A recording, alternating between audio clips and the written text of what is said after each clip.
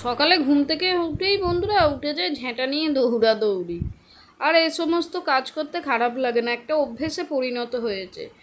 বিয়ের আগে তখন ছিলাম মানে কোনো কাজকর্ম করতে গেলে যাকে বলে ভয় পেতাম, কোনো কাজকর্মই পারতাম না, যাকে বলে একদম না পারাই। একটা রান্না বলো কি কোনো কাজকর্ম, কিন্তু বিয়ের পর থেকে মেয়েদের জীবনযাত্রা সম্পূর্ণ পরিবর্তন হয়ে যায়। সে যে কখন আস্তে আস্তে সংসারের ভেতর ঢুকে যায় সে নিজেই বুঝতে পারে না। তোমাদের দাদার হাত ধরেছি আজ তো কম বছর হলো না, হাত ধরতে ধরতে সংসারের সমস্ত যাবতীয় কাজ টুকটুক করে কখন যে রপ্ত করে ফেলেছি নিজেও জানি না। আর একজন সুগৃহিণী হচ্ছে যে সকালে ঘুম থেকে উঠে অকথ্য পরিশ্রমের দ্বারা নিজের সংসারটাকে ঠিকঠাক রাখে। সংসারের নিয়মই হলো সংসারে যত পরিষ্কার পরিচ্ছন্ন, যত লেবার দেবে ততই সংসারের উন্নতি হবে, আমি তো মনে করি। তাহলে সাথে থাকো, ব্লগটা দেখতে থাকো, আশা করছি বন্ধুরা পাপাই সোনাই লাইফস্টাইল ব্লগে তোমাদের অনেক স্বাগতম আর অনেক ভালোবাসা জানিয়ে আজকের ব্লগটা শুরু করছি। আজকে 22শে মে বুধবার আর এখন বাজে সকাল 7:45। ঘুম থেকে উঠে বাসনপত্র ক্লিন করে চা খাওয়া হয়ে গেছে আর আজকে পায়ের অবস্থাটা একটু ভালো। তাহলে আর দেরি করে লাভ নেই, চলো রান্নাঘরে কাজকর্ম করতে থাকি আর তোমরা আমার সঙ্গে থাকো। আর এই দেখো, দেখেছো ছোটো বাবাটা এখনও ঘুম থেকে উঠে ঘুমের নেশা ছাড়িনি। তাহলে ওরা এখানে রেস্ট নিক আর আমি সোজা চলে যাই রান্নাঘরে। আর এখানে চলে এসেছি রান্নাঘরে, ওদিকে ভাত বসিয়ে দিয়ে এদিকে মাছটা ভেজে নিচ্ছি, মাছের ঝোল করব। মানে সংসারে সকাল থেকে উঠে রান্না বান্না আমরা মনে করি আমাদের মহিলাদেরই বেশি চাপ একটা পুরুষের তুলনায়, কিন্তু না। আমি একজনের থেকে শুনেছিলাম আমরা মায়েরা চিন্তা করি আজকে আমাদের সন্তানরা কি খাবে, কিন্তু একজন বাবাদেরও চাপ কম থাকে না, তারা চিন্তা করে সারা জীবন আমাদের সন্তান কি খাবে বা সারা জীবন আমাদের সন্তানকে কি করে ভালো রাখবো। সেই জন্য সংসার করার জন্য বা বাবা মা হওয়ার জন্য একজন অপরের হাতটা ধরে থাকতে, তাহলে সন্তানদের পক্ষেই ভালো। এখন তো বাবা মা সেপারেট হয়ে যাচ্ছে, চিন্তা করছে না যে যাদেরকে আমরা পৃথিবীতে এনেছি তাদের ভবিষ্যৎটা কী হবে। তারা নিজের ইগো বা নিজেদের মানে দাপট দেখাবার জন্য যে যা নিজের মতো থাকছে, কিন্তু ক্ষতি স্বামী স্ত্রীর থেকে বেশি হচ্ছে তাদের সন্তানদের। সংসারে তো জোয়ার ভাটা আসবেই, সংসারে দুটো মানুষ সম্পূর্ণ আলাদা, তাদের মতবিরোধ ঘটবেই, কিন্তু সন্তানদের স্বামী স্ত্রী নিজেদের কথা যদি আমরা চিন্তা না করে সন্তানদের মুখের দিকে তাকিয়ে নিজেদের জীবনটা যদি দুজনের কে হাতটা ধরে থাকি, তাহলে সংসার কিন্তু ভালোই গড়ে ওঠে। আর থাকতে থাকতে একজনের প্রতি আরেকজনের মায়া হবেই, সংসারের নিয়মটাই এরকম। এখন তো আমরা সাধারণত দেখছি ছেলে মেয়ে হয়ে যাচ্ছে যাই, একটা কি দুটো ছেলে মেয়ে হয়ে যাওয়ার পর স্বামী স্ত্রী দুজনকে আর ভালো লাগছে না, হয় তারা ডিভোর্স নিয়ে নিচ্ছে, সেপারেট থাকছে, নাহলে কারুর হাত ধরে নতুন সংসার গড়ার স্বপ্ন দেখছে। কিন্তু তোমাদের মুখ যে যারা এই পৃথিবীতে এসেছে তাদের কি হবে তোমরা কি চিন্তা করেছো?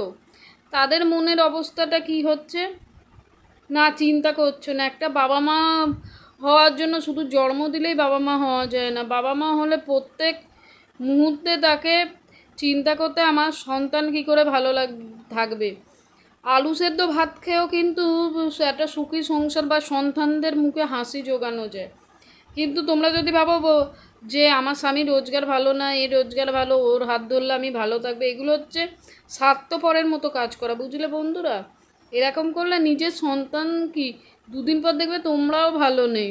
একটা সন্তান তো নিজের ইচ্ছায় পৃথিবীতে আসে না, তোমার সম্পূর্ণ ইচ্ছায় সে এসছে, সুতরাং তাকে লালন পালন করার দায়িত্ব কিন্তু আমাদেরই। অনেক কথা বলে ফেললাম, এখন যা সব চারপাশে দেখছি সেই সমস্ত কথাই মানে ভিডিওর মাধ্যমে তোমাদের কাছে কিছু শেয়ার করার চেষ্টা করলাম। সন্তানকে আমরা সবাই ভালোবাসি, কিন্তু কি বলো তো পরিস্থিতির চাপে বা নিজেদের জন্য আমরা সেই প্রাণপ্রিয় সন্তানদের কথাও চিন্তা দ্বিধাবোধ করি না, নিজেদের মন মর্জি। কিন্তু তা করলে হবে না, যখন তোমরা বাবা মা হয়েছো তো সন্তানের দায়িত্ব নেবে বলেই তো হয়েছো। তাহলে এখন কেন আর ভালো লাগছে না সন্তানকে নিজেদের মতো করে যবে থেকে বাবা মা হয় নিজেদের কথা বাদ দিয়ে সন্তানদের কথা বেশি চিন্তা করতে হয়। সন্তানদের কি করে মানুষ করব, তারা কি করে ভালো থাকবে। চলো, অনেক কথা বলতে বলতে এদিকে আমার রান্নাবান্না কমপ্লিট হয়ে গেল। আমি গ্যাসটাও মুছে পরিষ্কার করে নিচ্ছি। আজকে পাটা একটু ভালো আছে, ভালো আছে মানে একটু শুকনোভাবে এসছে, কিন্তু এতগুলো কাজ করতে তো কষ্ট তো কম হয় না, বলো না বন্ধুরা। চলো, কী আর করা যাবে, এর নামই সংসার। হয়তো সংসারটাকে ভালোবাসি বলে এত কাজ মুখ বন্ধ করে বা একগাল হাসি নিয়ে করতে পারি। এটাই হচ্ছে সংসার, বুঝলে বন্ধুরা। আমার সন্তানরা কী খাবে, স্বামী কী খাবে, সবাই কী খাবে, এই কথা চিন্তা করতে করতে যারা মানে সত্যিকারের সংসারটা সংসারের মতোই করতে আসে, তারা এইসব চিন্তা করতে করতেই চলে যায়। আর আজকে আর মুড়ি খেতে ইচ্ছে করছে না, একটু হেলথ ড্রিঙ্কগুলো খেয়ে নেবো। সবাই বলছে অতটা পুড়ে গেছে, তারপর ওষুধ খাচ্ছে, একটু হেলথ ড্রিঙ্ক খেতে, একটু বেশি পরিমাণ ফল, ডিম, মাংস খেতে। সাধ্য অনুযায়ী আমি চেষ্টা করছি। অন্য সময় তো সন্তানদের মুখের দিকে তাকিয়ে আমরা মায়েরা অর্ধেক জিনিস খাই না, কিন্তু এত পরিমাণে শরীরটার খারাপ, মানে পুড়ে গিয়ে ওষুধও খেতে হচ্ছে, সেই জন্য খানিকটা জোর করেই নিজেকে খাওয়াতে হচ্ছে। চলো তাহলে হেলথ ড্রিঙ্কটা গুলে নিই। আজকে খুব গরম গরম হেলথ ড্রিঙ্ক খেতে ইচ্ছে করছে। গুলে ঘরে যাই, খাবার আগে একটা মেডিসিন আছে, সেই মেডিসিনটা নিয়ে নেব। মেডিসিনটা নিয়ে তারপরে খাবারটা খেতে বলেছে, যাতে গ্যাসের কোনো প্রবলেম না হয়। আর এদিকে আমি হেলথ ড্রিঙ্কটা নিয়ে নিয়েছি, হেলথ ড্রিঙ্কটা খেয়েই আজকে ওষুধ খাবো। আর কিছু খাওয়ার ইচ্ছে নেই, মানে কাজের শেষ নেই বন্ধুরা। কর্ম তো করেই যেতে হবে, বলো না, শরীর খারাপ হোক আর যাই হোক। আর এইভাবে বিছানাটা গুজছি, কিন্তু পোড়ার জায়গাটা জ্বালা ব্যথা করে, কিন্তু সবসময় তো জ্বালা করছে, ব্যথা করছে বলে সংসার যত টিপটা পরিষ্কার পরিচ্ছন্ন রাখবে তত সংসার উপচে যাবে। আলু সেদ্ধ ভাতকেও একটা সুন্দর সংসার করা সম্ভব, আমি তো তা মনে করি। চলো তাহলে ঘরদোর ঝাঁট দিই।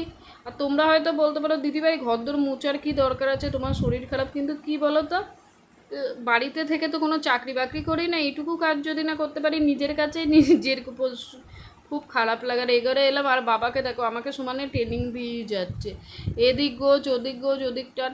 আগেকার দিনের লোক না, এদের কাজ আমাদের কাজ অনেক তফাৎ। এদের কাজ হচ্ছে পরিপাটি, কিন্তু আমাদের শরীরটাও সায় দিচ্ছে না, এরা এত পরিমাণে গরম, কাজটাও করতে পারছি না।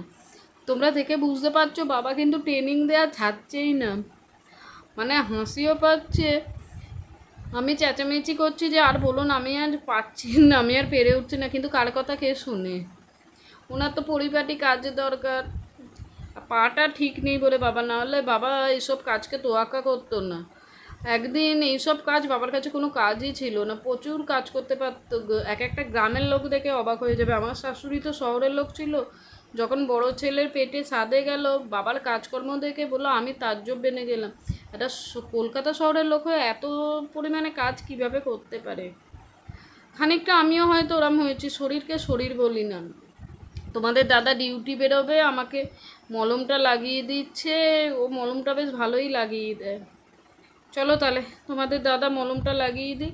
সংসারের নিয়মই এরকম, বুঝলে, একে অপরে থাকতে থাকতে কখন যে একে অপরের প্রতি মায়া হয়ে যায়, একে অপরকে না ছেড়ে থাকা, এটা একটা সংসারে মানে থাকতে থাকতে আমাদের অভ্যেসে পরিণত হয়ে যায়। চলো কোনো রকমে আমাকে মলমটা দিয়ে যে ড্রেস পরে বেরিয়ে গেল। আর এটা রাত্রে সকালে তরকারিটা করেই রেখেছিলাম, এখন আর বললাম না কিছুদিন যাবৎ রাত্রে আর তরকারি করতে ইচ্ছে করছে না, পেঁপে আলু ছোলা দিয়ে করে রেখেছি। আর এখানে রুটিটা করে নেবো। এই পেঁপে আলু ছোলা দিয়ে করে কি অশান্তি জানো বন্ধুরা। আর সবজিও তো খেতে হবে, মানে এর বিরুদ্ধে বিদ্রোহ ঘোষণা করলো আমার দেওর আর আমার ছেলে, কি অশান্তি জানো। কিন্তু সোরা বোঝে না যে সবজিটাও আমাদের শরীরে দরকার। তরকারিটা খেতে খারাপ হয়নি, ঘি গরম মশলা দিয়ে খেতে বেশ ভালো লাগছে। লাস্টে তো ভাগ করতে করতে যে ভাগ করে তারই কম হয়ে যায়। ওরা খালি কি বলো তো, মাংস খাবে, তরকা খাবে, কিন্তু সবসময় তো না, প্রত্যেক তরকারি টেস্ট করে দেখতে হয় কেমন হয়। চলো কথা বলতে বলতে রুটিগুলো করে নিই, রুটিটা করলে মোটামুটি হয়ে যায়, তারপর খাওয়া দাওয়া করে নেবো।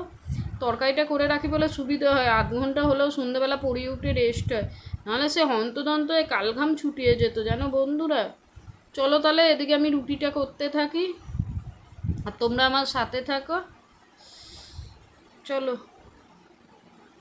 আর এখানে দেখো রুটিগুলো করে নিচ্ছি, তারপর তো খেতে দেওয়ার পালা আছে। তাহলে আজকের ব্লগটা শেয়ার করলাম যে আমরা শুধু বাবা মা হয়ে গিয়ে নিজেদের কর্তব্য পালন করি তা নয়, বাবা মা হচ্ছে যে নিজের দায়িত্ব সমস্ত কিছু পালন করে সন্তানদেরকে বুকে টেনে নেয়, এটাই হচ্ছে বাবা মা।